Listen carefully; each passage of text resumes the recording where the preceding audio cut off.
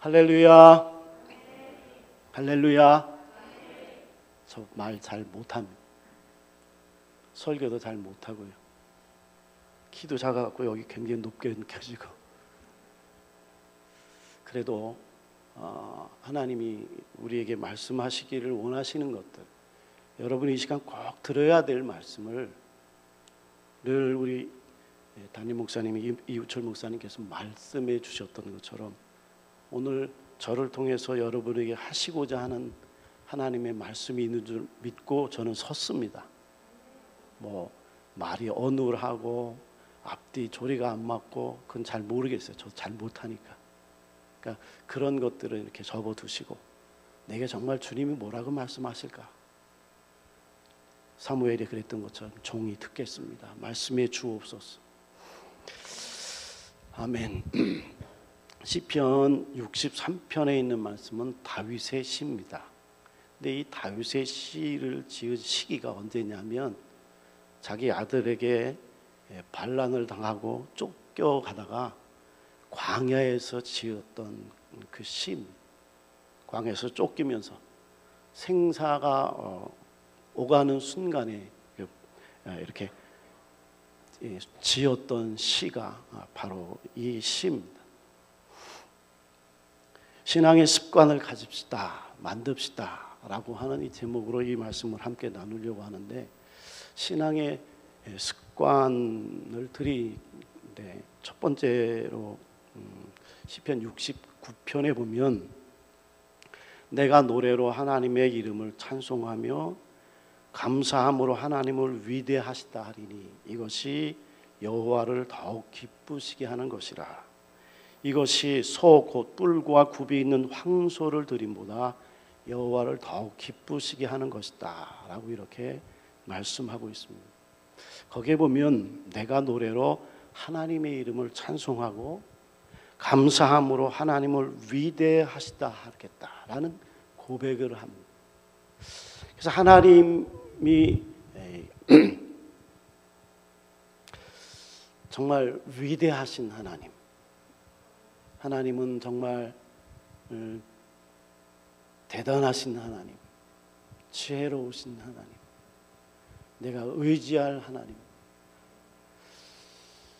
이것을 말해내라는 겁니다. 그래서 저도 한번 말해내려고 합니다.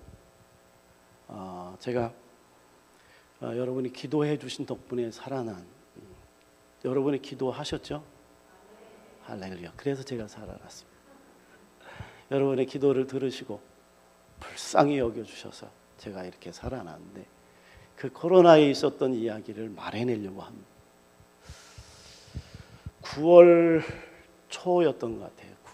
8월 9월 초 코로나로 한참 전 세계적으로 어려움이 닥쳤을 때, 그때 여기도 그랬다고 얘기를 들었는데 거기도 스페인에도 예배를 드리지 못하게 했습니다. 모임을 갖지 못하게 했어요. 그래서 근데 그 과정 속에 한 번은 예배를 드릴 수 있는 희망적인 얘기가 나와가지고 그 주일 준비를 열심히 했어요. 한 금요일, 토요일 열심히 했는데 주일날 발표가 났는데 예배 드리지 못합니다라고 하는 연락이 왔습니다. 그래서 예배를 드리지 못하게 됐어요. 목사가 예배를 드리지 못하고 설교를 해야 되는데 못한다라고 하는 이 이야기를 듣는 순간 다 무너지는 것 같더라고요. 예배를 못 드려? 그러니까 한 2, 3일 동안 설교 준비하면서 열이 나기도 했고 좀 몸이 안 좋았습니다. 그 전부터 열이 나기도 하고 좀 낫기도 하고 해열제를 먹기도 하고 그렇게 지내는데 설교 준비를 하고 예배 준비를 할 때 그걸 다 잊어버리게 되더라고요. 그런데 그 정신을 가지고 주일날 설교를 하고 예배를 드리는데 예배를 못 드린다고 하니까 완전히 무너져 내리더라고요. 그리고 나서는 갑자기 몸에서 열이 나기 시작. 우리 주치의가 우리 집사람인데 해열제를 주면서 먹으라고. 그래서 해열제를 줘서 먹으면 좀 낫고. 그런데 그 다음 날이 되었는데 열이 펑펑 나고 막 정신이 없는 거예요. 그래서 아들 보고 야 빨리 나 병원에 가야 되겠다. 그리고 병원에 9월 초에 딱 들어가는 순간부터 완전히 제 기억이 없습니다. 근 한 달 동안 완전히 코마 상태로 사진 한번 띄워봐 주시면 되나요? 어쨌든 코마 상태로 이렇게 들어갔는데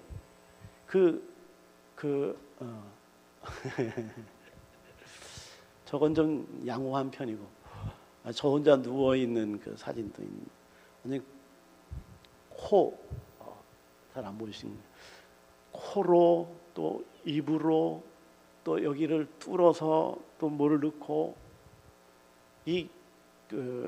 코로나 치료가 굉장히 힘들다고 합니다. 그래서 이 환자에게는 코와 입과 뭐 이렇게 하다 보니까 이거 못 견디는 거예요. 그래서 이 의사들이 재워서 치료를 합니다. 아예 계속 재워가면서 자기들이 몸을 이렇게 눕히고 저렇게 하면서 치료하는 그 과정이 한 달 완전 중환자실이었죠. 죽느냐 사느냐 고비가 늘 있었는데 그것들을 그 의사가 매일 저를 진료를 한 후에 아들에게 전화를 합니다. 너희 아빠가 이런 상태다라는 얘기를 했다고 합니다. 그런 과정 속에서 정말 저는 아무것도 몰란 한 달을 지내놓고 좀 차도가 났는지 2달째 되는 그 10월 달에 이제 코로나 병실로 옮겨졌습니다. 코로나 병실로 옮겨졌는데 그때도 마찬가지로 코든지 입이든지 목이든지 다 호스를 꼽아서 밥을 먹을 수 없으니까 이 호스를 통해서 이 위에 먹을 것을 넣어주는 모양이에요. 그래서 먹을 건 먹고 소화도 시키고 또 소화시키면 제가 일어날 수 없으니까 간호사 보조원들이 와가지고 뭐 씻겨주고 기저귀도 갈아 껴주고 60이 됐는데 그렇게 그 병실에서 있었습니다. 그 병실에 저하고 다른 분이 한 분 계셨는데 저는 아무것도 먹지도 못하고 코로 뭐 다 하고 있는데 가만히 보니까 아침 먹죠, 점심 먹죠, 저녁 먹죠, 물 마시지요, 간식 3번 아침, 점심, 저녁 간식 먹지요. 그런 모습을 보면서 나를 보니까 이거는 가장 그때 애절했던 게 물 한 모금 마시는 거였어요. 물을 한 모금 마시고 싶은데 마실 수가 없는 거예요. 이게 다 호스로 꼽아가지고 모든 영양 상태들을 조절하기 때문에 치료하기 때문에 너무너무 물을 마시고 우리 집사람이 나 물 마시고 싶어. 다른 게 아니라 나 먹는 것보다 물 한 잔 마시고 싶어 라고 하는. 그리고 그 병실로 옮겨졌을 때 하루에 한 4시간 정도를 가족 가운데 한 사람이 이렇게 병문안을 오게 되는데 집사람이 그때 왔었죠. 아들과 같이 왔었는데 아들은 들어오지 못하고 병실에 집사람만 들어와서는 열전교회 목사님이 기도해 주시고 성도들이 기도하고 있고 할렐루야 기도해 살아났습니다. 여러 또 아시는 목사님들이 메시지도 보내주시고 그 카톡으로 와서 들려주기도 하고 그렇게 지나다가 또 거기서 한 달 정도 그러니까 2달째 되는 즈음 한 3, 4일 전부터 이제 먹을 것을 먹게 하더라고요. 그리고 조금 운동도 시키고 그 2달 된 그 즈음에 이제 퇴원하는 날짜가 11월 13일이었습니다. 11월 13일은 제 호적상 나이가 아니라 생일이에요. 11월 13일이 생일인데 그날 퇴원을 한 거예요. 여러분이 기도해 주신 덕분에. 그리고 퇴원해서 나와서 뭐 2달 동안 거의 근육을 안 쓰다 보니까 뭐 그냥 근육이 다 빠져버리고 가죽과 뼈만 남은 그 상태. 근데 마지막쯤에 이렇게 운동을 시켜주었던 것을 기억나서 걸어야 되겠구나 하는 생각에 100m도 제대로 못 가고 걷다 쉬다 하기를 반복하기를 한참 동안 한 달가량 했나요? 한 달이 지난 후에 남아공에 있는 제 고등학교 짝꿍이 있었습니다. 그 친구는 그때부터 난 선교사가 될 거야 그러더니 남아공에 선교사로 가서 한 20년 동안을 아프리카에 있는 모든 나라마다 교회를 세우는 게 그의 선교의 비전이었거든요. 그렇게 하고 있었고, 또 교회마다 태양광을 한국에서 가져와서 교회 태양광을 설치해서 교회에 또 많은 그 지역 사람들에게 밤에 불빛을 비춰준 행복한 시간들을 보내게 했던 그 선교사한테 전화가 왔습니다. 카톡이 왔. 야, 너 괜찮냐? 그래, 괜찮아. 율전교회 성도님과 목사님 기도해줘서 괜찮아. 여러분들이 기도해 주시고 또 저를 위해 기도해 준 많은 그분들 때문에 제가 다 살았어. 하나님의 은혜야. 그래, 다행이다. 그리고 한 달쯤 지났을 때 그 친구에게 다시 연락이 왔어. 야, 나 코로나 걸렸어. 생사를 오가고 있어. 산소 호흡기를 꽂고 치료했는데 좀 괜찮아졌어. 괜찮아질 거야 라고 이렇게 이야기를 하더라고요. 그리고 또 다시 연락을 해봤더니 또 굉장히 위중한 상태로 들어갔다고 얘기하고, 근데 병원비 얘기를 하는데 그 병원비가 한 달도 채 안 됐을 거예요. 7천만 원, 8천만 원 나왔더니 상상이 안 가죠. 저는 얼마 냈을 것 같습니까? 그럼 그분이 7천만 원 냈으면 저는 1억 한 푼도 안 냈습니다. 스페인은 좀 그런 게 잘 돼 있어요. 불법 체류자라도 그 어려움을 겪으면 다 이렇게 병원에서는 돈을 안 받습니다. 저는 여러분이 기도해 준 덕분에 병원비도 안 냈죠. 11월 13일 세 번째군요. 세 번째 살아났죠. 그런데 이 친구가 얼마 안 있어 소식이 뜸하더니 사모님한테 카톡이 선교 편지처럼 왔어요. 자기 남편 정인영 선교사가 죽었다고, 소천했다고. 저는 그 메시지를 받고는 정말 놀랐어요. 그러면서 그 페이스톡에 나오는 이야기들 가운데 열악한 지역에서 선교를 하시는 선교사님들이 코로나로 많이 돌아가시는 내용들이 계속 뜨는 거예요. 근데 그 선교사님들의 사역들이 우리 친구처럼 그 지역에 없어서는 안 되는 그런 사역들, 그 일들을 하는 거예요. 근데 그분들이 코로나 이렇게 돌아가시는 소천하는 그 내용들이 페이스북에 계속 뜨면서 저는 생각을 해봤어요. 세상의 원리, 또 뭐 회사에서 운영을 하는 운영자의 입장은 그렇잖아요. 이놈이 쓸만하구만, 이놈이 능력이 있구만, 이놈이 좀 지혜롭구만, 얘는 대인관계가 좋구만, 이 친구는 계속 내가 붙들고 써야지.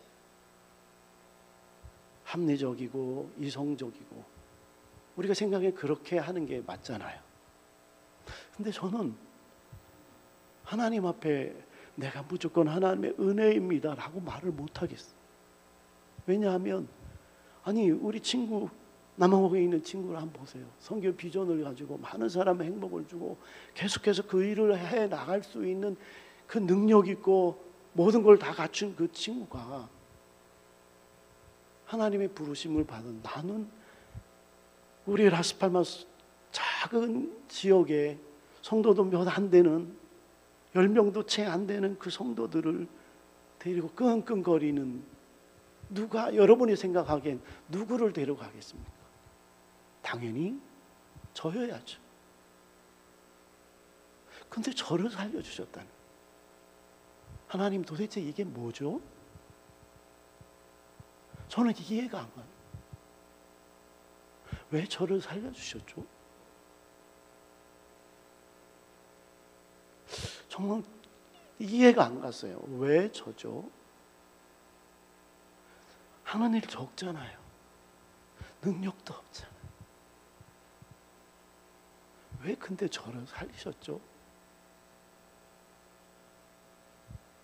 늘 퀘스천 마크였어요. 왜 저를 살리셨을까? 왜 나를 살리셨을까? 그분들이 오히려 더 잘하는데, 그분들이 없으면 선교하는데 지장이 많거든요. 1년 할 걸 그분들이 없으면 2년, 3년이 다시 걸리거든요. 근데 왜 그들을 데려가시고 저를 남겨놨을까? 늘 그 친구를 주님이 데려가신 후에 그 생각 계속했어요. 왜 나를 살리셨을까? 왜 나를 살리셨을까? 내가 그때 갔어도 충분하게 아무도 아쉬워할 사람이 없을 텐데, 우리 가족 빼놓고는 그래 뭐 어쩔 수 없지, 시대가 이렇고 하는 일이 적으니까 어쩔 수 없이 하나님이 데려가도 아무 얘기, 아무런, 늘 그 생각이 제게 있었어요. 그러면서 하나님 왜 그러셨을까? 그렇다고 내가 하나님을 위해 큰 일도 하는 것도 아니고 능력이 있는 것도 아니고 비전과 꿈을 가지고 달려가는 사람도 아니고 늘 의문이었는데 다시 한번 이렇게 저를 이렇게 돌아봤어요. 첫 번째는 그거였더라고요.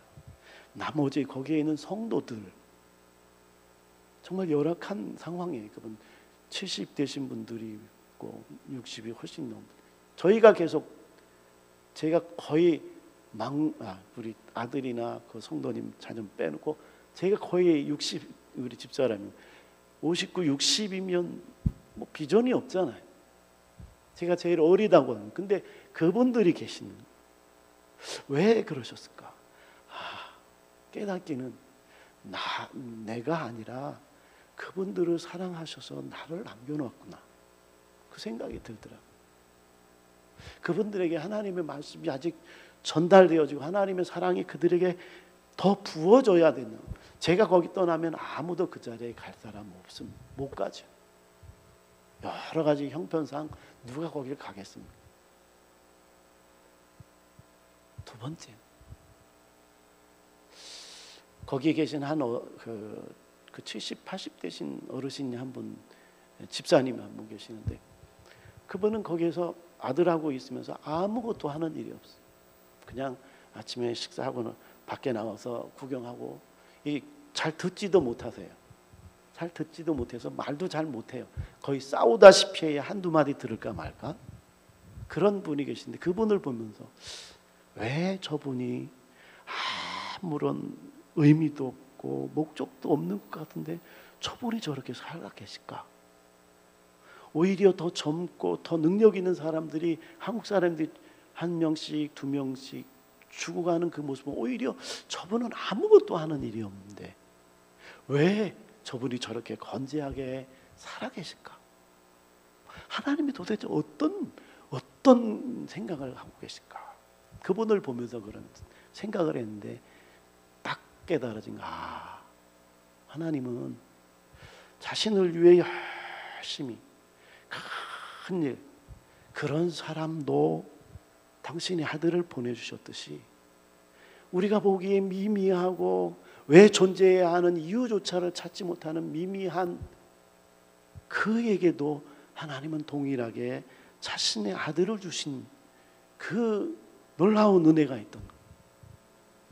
여러분이 늘 말하지만 참 능력이 없음, 말도 제대로 못하죠. 말주변도 없죠.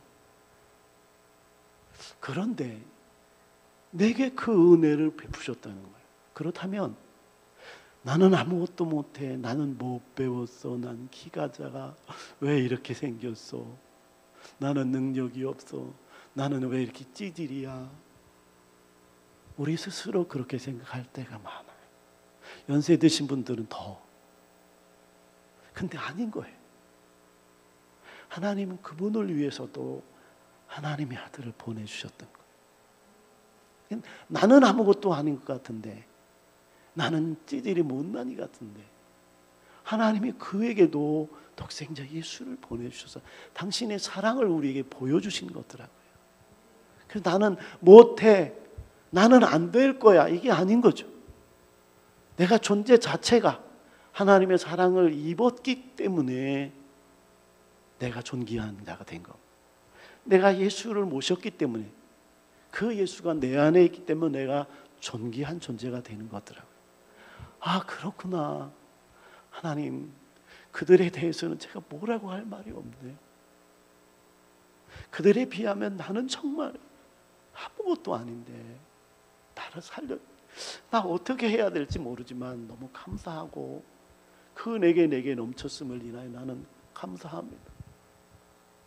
그 마음을 제게 가지도록 아직도 풀리지 않은, 완전히 100% 풀린 것은 아니지만 여러분에게 들려주시고자 하는 하나님의 마음은 그거 같아요. 나는 아닌 것 같아. 나는 못해. 나는 능력이 없고 머리가 모자라. 나는 정말 왜 그럴까?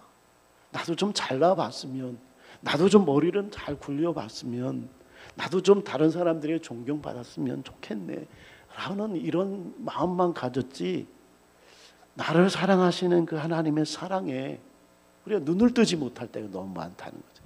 내 안에 예수가 계시 때문에. 질그릇 안에 담겨진 뭐죠? 보화 때문에 그 질그릇이 보배로워지는 거잖아요. 나는 질그릇이지만 내 안에 담겨진 예수님 때문에 내가 존귀한 자가 되고 악한 마귀가 우리를 어찌할 수 없는 존재가 되어지는 겁니다. 저는 거기에 소망이 있습니다. 할렐루야. 다른 건 저는 없어요. 미래도 없어요. 우리 자녀들이 이번에 다 만났는데 왜 이렇게 미안한지, 아무것도 물려줄 게 없는 거라. 돈도 없죠. 집도 없죠. 그냥 세상적으로 맨 땅에 헤딩을 하는 우리의 자녀들에 대해서 투정도 보고, 아빠 빨리 말해. 숨겨둔 거 얘기해 보라고. 숨겨둔 게 있어요. 아이들한테 정말 미안. 그런데 제가 담대한 것 하나는 하나님이 이들을 책임질 거라는 믿음. 하나님이 내가 애쓰고 수고하고 물려준 것보다 더 높게, 더 아름답게 그들을 빚어낼 것이라고 하는 그 소망이 제게 있기 때문에 그래도 아빠 노릇을 해야지라는 생각을 합니다. 제가 왜 이 이야기를 하는 걸까요? 저는 제 이야기 하고 싶지 않아요. 이런 거 하고 싶지 않아요. 그런데 여러분에게 이 이야기를 하는 이유는 이런 걸 말해내기를 주님은 원하신다는, 여러분의 삶의 자리에 하나님의 일하신 것에 대해서 구역 예배 때든지 남편에게든지 아내에게 내가 오늘 이 은혜를 누렸어, 그렇게 말해내야 됩니다. 그게 속회 예배고 그게 구역 예배예요. 거기서 나를 자랑하고 우리 식구 우리 자식들을 자랑하는 자리가 아니라 주님을 누렸던 것들을 말해낼 때 그 고백, 그 감사가 하나님을 더욱 기쁘시게 하는 것이라, 뿔과 굽이 있는 황소를 드립니다. 그러니까 그때 최고의 가치를 가지고 있는 그 소를 하나님께 드리는 것보다 더 우리가 하나님이 나를 위해 이런 일을 하셨어, 그렇게 고백해내는 것을 주님이 더욱 기뻐하신다는 겁니다. 그래서 우리 말 잘 못하고 오늘에도 하나님이 나를 위해 오늘 이렇게 일하셔서 말해내는 그런 습관을 가져야 됩니다. 두 번째, 아까 다윗이 얘기했던 내가 나의 침상에서 주를 기억하며, 이게 나의 침상에 이제 지금 잠자리에 누워 있는 그 상태잖아요. 이제 잠을 자야지 하는 그 상태에서 내가 주를 기억하며라고 하면 뭘 기억할까?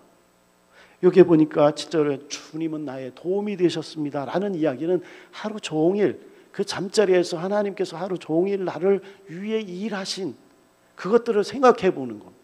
하나님께서 그 사람과 만남을 가질 때 하나님이 내게 지혜를 주셔서 내가 아름다운 말을 해냈어. 그 사람과 만남을 통해서 함께 동역을 했어. 대화를 했어. 하나님께서 나를 위해 일하신 것들이 오늘 하루 온종일 내가 이렇게 침상에 편안히 누울 수 있게 도우셨어. 지혜를 주셨어. 지켜주셨어. 이런 것들을 그 침상에서 기억하면서 감사하는 것. 할렐루야. 제가 이 말씀을 준비하면서 너무 기뻤어요. 왜냐하면 내가 50평생 예수 믿으면서 살아왔는데 이거를 몰랐거든요. 잠자리 피곤해 그냥 자버렸어요. 근데 이 말씀을 보면서 아닌 거라. 이 잠자리에서 주님을 기억, 내게 하루 종일 지키신 그 하나님, 나를 위해 일하신 그 하나님께 감사하는 습관을 가져야 되겠구나. 저와 여러분도 이렇게 잠자리에 누워서 피곤했어. 내일 내가 이런 실수는 하지 말아야지. 반성은 할 수 있을지 모르지만, 그거는 여러분이 할 수 있을지 모르지만 하나님께 감사하는 그 습관을 가질 수 있기를 바랍니다. 이게 참 놀라워요. 제가 밤에 이 말씀을 묵상하고 내가 이 말씀은 어디 가든 전해야지 라고 하면서 밤에 잠자리에 들면서 하나님 오늘 너무 감사했어요. 너무 감사한 거예요. 돈 들어가요? 네, 시간도 많이 안 걸려요. 그러다 잠들면 그만이잖아요.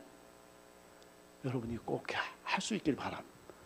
여러분 식사할 때마다 식기도 하죠. 그게 신앙의 습관이거든요. 우리가 그런 순간순간마다처럼 잠자기 전에 하나님 감사합니다. 오늘 하루도 그 친구와 만나면서 좋은 시간 갖게 해주셔서 감사합니다. 이 잠자리에 들 수 있도록, 또 내일 약속하는 이 잠자리에 들 수 있도록 나를 회복시켜주기 위해 이렇게 잠자리를 주시는 감사함, 그 감사의 고백. 또 그 자리에서 내가 침상에서 주를 기억하기를, 여기에는 그렇게 쓰지는 않았지만 하루 종일 내가 살아오면서 미움과 다툼과 서운함과 시기와 질투와 내 안의 욕심과 이런 것들로 내가 내뱉었던 거짓말과 여러 가지 것들이, 죄가 기억날 거 아니에요. 하나님, 내가 그 친구와 만났을 때 내가 하나님을 자랑하지 못하고 내 모습이 이렇다고 내가 움츠렸습니다. 주님 용서해 주세요. 말해냈어야 되는데 말 못했어. 내가 그때 아닌 건 아니라고 얘기하고 이건 좋은 건 좋은 거라고 얘기하는데 그렇게 못했어. 그래서 내가 서운했고 내가 분하고 하루 종일 있었던 나의 잘못에 대해서 하나님, 주님께 용서를 구하는 그 시간이 필요하더라고요. 여러분, 하루 종일 내가 내일은 이러지 말아야지라고 하는 다짐보다는 그날 지었던 그 죄들을 예수의 보혈로 깨끗이 씻겨줘야 된다는 겁니다. 할렐루야. 왠지 저는 깜짝 놀랐어요. 저도 이 말씀을 준비하고 하는 과정 속에 하나님이 귀한 것을 가르쳐 주셨어요. 뭐냐? 바울이 디모데에게 편지 쓸 때 그랬어요. 큰 집에는 금그릇도 있고 은그릇도 있고 질그릇도 있고 뭐 그릇이 많잖아요. 근데 그 중에서 어떤 그릇을 쓸 줄 아느냐 물으셨죠. 무슨 그릇을 쓰셨죠? 깨끗한 금그릇도 아니었습니다. 질그릇도 아니었습니다. 많이 있는 그릇도 아니고 깨끗하게 씻겨진 그릇을 쓴다고 막. 근데 이 말씀을 왜 주셨을까 생각해 보니까 그렇구나. 오늘 나의 죄에 대해서 하나님께 다 고백하고 내가 정결해지고 씻겨지면 내일 주님께서 나를 쓰시리라. 할렐루야. 내가 오늘 씻겨져야 돼. 물론 이게 뭐 그렇지 않아도 하나님이 쓰실 수는 있어요. 그러나 우리의 모습은 내일을 쓰임받기 위해서 오늘을 나를 정결하게 깨끗하게 씻어야 될 줄로 믿습니다. 제가 그 은혜를 여기서 느꼈어요. 그리고 새벽에 내가 주의 말씀을 작은 소리로 읊조리이다. 잠을 잘 자고 일어나서 딱 눈 떴을 때 이 다윗은 주의 말씀을 내가 작은 소리로 읊조리겠습니다. 여러분 눈 뜨면 무슨 생각? 오늘 더 잤으면 좋겠다. 내가 이 다윗은 일어나자마자 하나님의 말씀을 읊조리는. 읊조리려면 어떻게 해야 돼요? 성경책을 옆에다 놔야 되겠죠? 근데 그게 잘 안 되잖아요. 그러면 어떻게 해야 돼요? 주일날 목사님이 말씀하신 그 말씀을 쫙 계속 보면서 내가 이 말씀은 꼭 외워야지. 제가 이 말씀을 외웠거든요. 63편 6절과 7절. 내가 침상에서 주를 기억하고 새벽에 주의 말씀을 내가 작은 소리로 읊조리리이다. 이 눈 뜨면서 의식을 무의식 속에서 의식 속으로 올라올 때 하나님의 말씀을 읊조리는 거예요. 그러니까 뭘 해야 되는 거예요? 주일날 우리 목사님이 전해준 그 말씀을 꼭 기억해야 돼요. 그 중에 외울 말씀이 있으면 꼬박꼬박 외우심. 그래서 아침에 새벽에 눈을 딱 뜨는 순간 내가 나의 침상에서 주를 기억하고 이렇게 읊조리는 이것이 왜 중요한가 그랬어요. 그런데 여러분 하루에 어떤 일이 일어날지 모르잖아요. 미지잖아요. 알지 못하죠. 물론 계획들이 뭐 회사 출근하고 뭐하고 다 있지만 어떻게 되어질지 모르는데 이 어떻게 되어질 줄 모르는 미지의 이 하루를 밝히는 게 말씀인 거예요. 왜죠? 주님의 말씀은 등불이라고 그래요. 하루에 그 아침에서부터 저녁까지 이어질 모든 것들의 그 어두움을 밝힐 수 있는 주의 말씀을 내가 읊조리겠습니다. 주의 말씀을. 저는 여기에서 정말 놀라운 은혜를 봤어요. 내가 50평생 하지 못했던, 이 목회자는 설교를 준비하면서 철이 든다고, 제가 이게 철이 들었나 봐요. 근데 어쨌든 이 말씀을 제가 보면서 왜 이제껏 못했을까? 왜 여기는 이 말씀을 그렇게 많이 시편도 읽고 뭐도 이건 왜 못했을까? 이제라도 주님께서 가르쳐주신 감사하긴 한데 좀 억울한 생각이 들더라고요. 50년 믿었는데 이제 시작을 하니까. 여러분, 다시 한번 여러분에게 신앙의 습관, 정말 나도 모르는 사이에 누가 나를 때리려고 하면 막든 이런 즉각적인 반응이 일어나듯이 그런 습관이 있는 것처럼 우리 정말 우리에게 주시는 말씀, 내게 주신 그 은혜에 대해서 좋다 좋대 자기만 하지 말고 그것을 다른 사람이 말해내면서 함께 그 은혜를 누리고 그 하나님을 함께 찬양하는, 그래서 그 무엇보다도 더 하나님을 기쁘시게 하는, 또 잠잘 때 꼭 주님 하루를 지켜주신 하나님 감사합니다. 할렐루야. 하나님, 내가 하나님의 마음을 아프게 했던 것, 하라고 한 것, 잘못한 건 용서해 주세요. 또 매일 새벽에 일어날 때마다 하나님의 말씀을 묵상하는 내 입술로 이게 읊조리는 여호와는 나의 목자시니 내가 부족함이 없으리로다. 할렐루야. 이런 하나님의 말씀을 그러면 여러분이 외워야 되잖아요. 뭐 다는 아니어도 좋아하는 말씀이라도 괜찮아요. 우리 하나님 여호와는 유일한 하나님이시니 너는 마음과 뜻과 정성을 내 주 너희 하나님을 섬겨라. 이런 말씀들을 이렇게 읊조리면서 하루를 밝혀내는 그런 습관을 가질 수 있기를 주님의 이름으로 축복합니다. 여러분, 제가 기독교 서재에 가면 여러 목사님 설교들 꽤 많아요. 그 중에 정말 설교의 황태자라고 하는 그 목사님 계세요. 영국의 스펄전 목사님이라는 분인데, 이분의 설교를 그걸 읽다 보면 너무 푹 빠져요. 너무너무 감동적이고 은혜롭고. 근데 이분에게는 꼭 습관이 하나 있었어요. 뭐냐? 매일 아침 일어나자마자 세상을 접하기 전에 그분은 말씀을 가지고 그 말씀으로 묵상을 한 거예요. 다른 일마다 하고 제일 처음에 일어나자마자 말씀을 가지고 그 말씀을 묵상하는 그 습관, 그 일이 뭐 여지껏 제가 들어왔던 설교와 보았던 설교 가운데 최고예요. 그렇게 된 놀라운 은혜의 역사가 바로 매 사람들을 만나기 전에 말씀으로 주님을 만나는 이 습관이 그를 그렇게 만들었더라고요. 저와 여러분도 여러분의 자녀들에게, 후손들에게, 야, 너희 아버지는, 너희 할아버지는 그런 신앙의 습관이 있어서 다른 거 못해도 그것 우리가 함께 하자.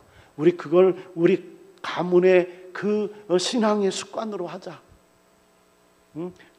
요즘도 잘 안 되더라고. 그런데 이 운전대를 딱 잡으면 기도해야 되는데 어떨 때는 잊어버리고 갈 때가 있는데, 근데 그것도 그런 습관을 자꾸만 들여야 될 줄로 믿습니다. 그래서 아침부터 저녁 잠자리의 의식과 무의식 속에 드나드는 그 순간까지 하나님을 묵상하고 성령으로 충만해지는 그 은혜가 우리에게 계속 은혜의 줄기가 끊이지 않을 수 있도록 신앙의 습관을 가지는 저와 여러분 되시기를 주님의 이름으로 축복합니다. 아멘.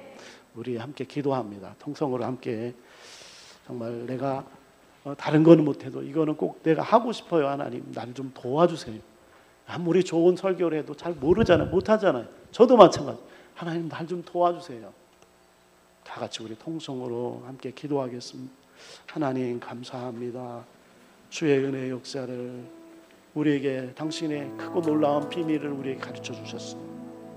하나님, 말씀에 주옵소서. 행할 능력을 주옵소서. 주의 놀라운 은혜의 역사가 우리 가운데 일어나기를 소원합니다.